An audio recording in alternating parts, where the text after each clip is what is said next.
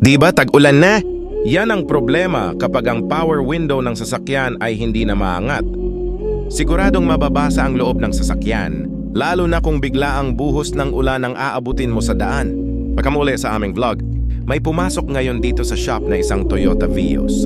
Ang reklamo ni customer, yung power window sa driver's side. Ayon sa kanya, noong binaba niya ang bintana, bigla na lang itong ayaw umangat.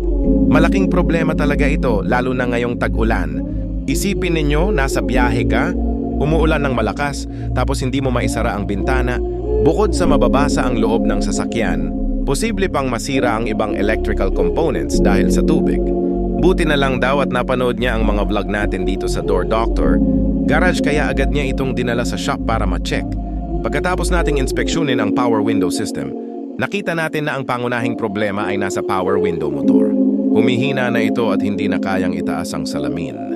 At syempre, dito sa Door Doctor Garage, hindi tayo basta-basta nagpapalit ng piyesa. Hanggat kaya pang ma-repair at maibalik sa maayos na kondisyon, repair muna tayo para makatipid ang ating customer. Matapos nating kumpunihin at itest ng maigi ang motor, ayun, balik normal na ulit ang kanyang power window. Angat baba na ulit ng maayos at kampante na si customer kahit umulan pa ng malakas.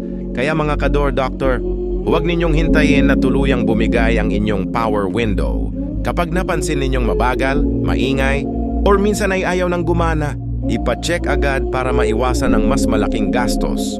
Kung may problema kayo sa power window, dalhin nyo lang dito sa Door Doctor Garage. Power Window Specialist matatagpuan sa NLSA Road, Barangay Lagao, General Santos City. Door Doctor Garage, subok sa power window repair, tipid sa gastos, at siguradong kalidad ang serbisyo. Maraming salamat sa panonood at magkita-kita tayo sa susunod nating vlog.